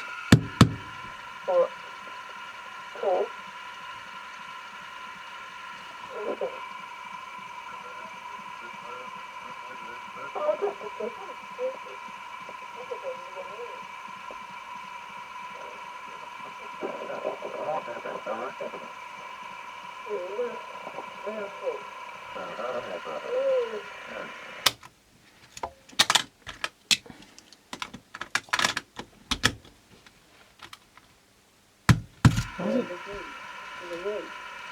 we were going to £150 usually.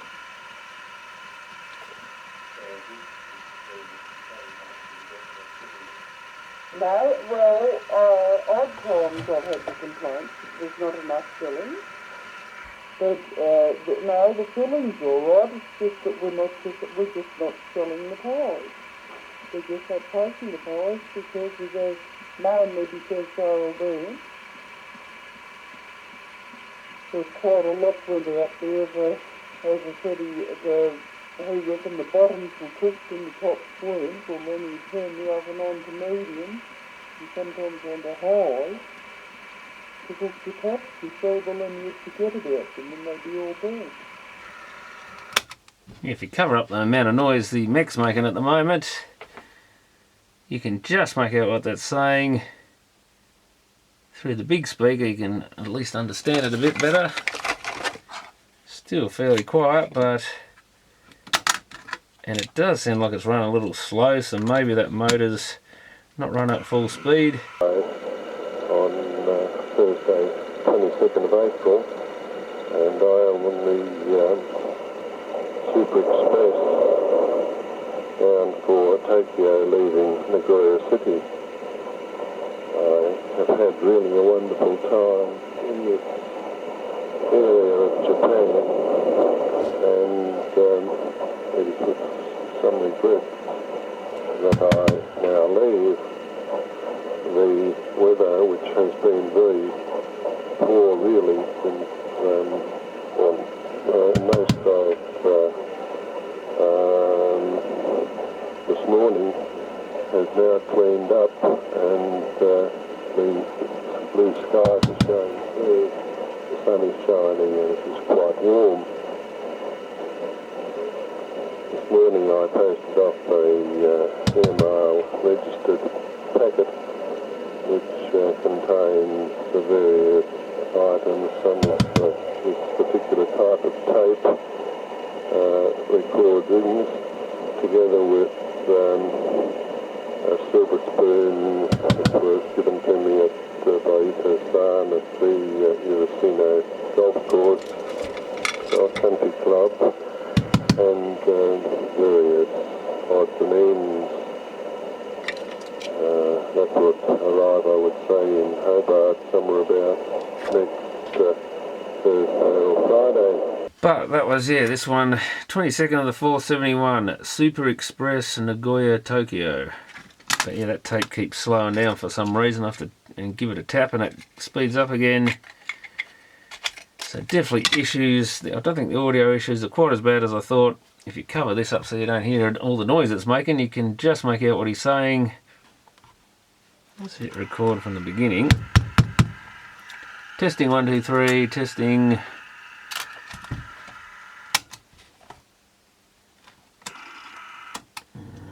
Very good, now I've got to fast forward it. Oh, it's jumping out now at least.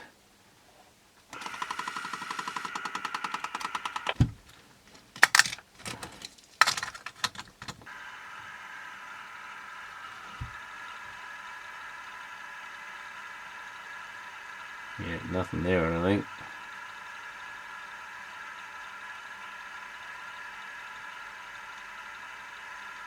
Just dead. Well, at least it erased it, I guess. I guess one thing we should do is put it in this little... Can we get it in this little carry case?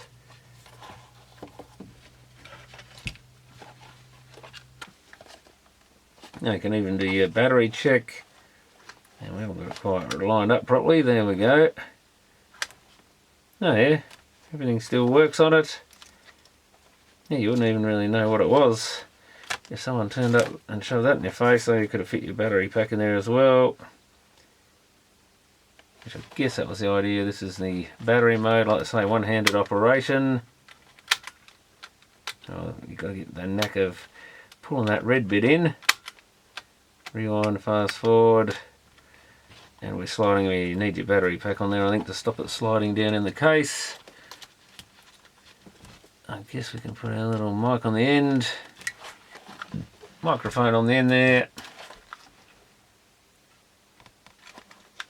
Yeah, it's kind of stealth in its own way, isn't it? You wouldn't really know what it was. Especially back in those days, that would have been super miniature compared to the usual thing. But yeah, rather long. It's not the most convenient thing.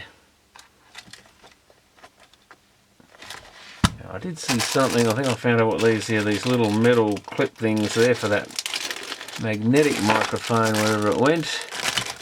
That thing. I did spot it in the manual when I was scanning it. The other thing I was thinking, are these something to do with this microphone? That's probably the kind of idea. Don't know. Possibly it's something like that though. I'm guessing to do something with that one. So he's probably got some extras here. This. Well, not so much of that. That's not. That's not magnetic, is it? Oh, that's the little. That's the little bracket you can. That's like a tie clasp sort of thing.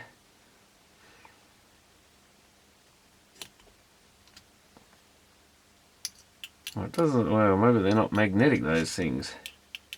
Why do they call it a magnetic microphone? Not sure. Unless I just mean it's magnetic as in it's a moving magnet. But yeah, you can put that on your tie. I still reckon that is a buttonhole thing, but certainly it looks like it's made to go through a buttonhole. But maybe it's just some weird design. And are these something related to it? Not sure what they do. Are they to sit the other microphone on? Who knows? I don't think they show those accessories. But that's most of the bits and pieces for it. Someone certainly spent a bit of money back in the day getting a really cool gadget. Certainly would have been a lot nicer lugging something like this around than something larger, especially a reel-to-reel that was all the rage until, even still at that time, there was still plenty of reel-to-reels for sale because compact cassette hadn't really taken off. Yeah, fun little gadget for something different. Absolutely horrible to work on because it's so miniature, and as expected, wires started falling off and all that sort of thing. Unfortunately, what happens with these things, because you've got to move them around so much, if it was just putting a belt straight in and knowing what you're doing, it probably wouldn't have been so bad. But with all the fiddling I had to do, I think I had the board out of it about 3 times. So not what you want to be doing. But anyway, that's the Zuiko or Zuiko or however you pronounce it, Microcassette recorder. Or actually its proper name is Pearlcorder from Olympus Optical. Oh, and I forgot to show that's the remains of the Tandy one, and that is an Olympus as well. It says somewhere on the board, if I can find it again, yeah, somewhere in the white print on the other side of this board it says Olympus. And yeah, it's got a kind of interesting little die-cast mechanism in it. This one I partly got going the same problem. The belts are a bit too big. The motor mounts are broken in this one. Amazingly small little counter there. And this one just squeals at you once you do get it running. I think whatever you do on it, it even rewind, fast forward, there's like feedback sound coming out of it. And yeah, it's a pretty horrible little thing to work on. With the motor loose in that, I'm just going to probably abandon this one and chuck it out. I think might be a nice little miniature see-through speaker there, and maybe some of the parts are worth saving, but yeah, they're not fun to work on and not particularly useful when they're going. But that's a later generation from Tandy, so it looks like Olympus continued to make these things. I don't think I've ever heard of them as a cassette brand before, but maybe it was just, yeah, the micro cassette thing. So thanks for watching.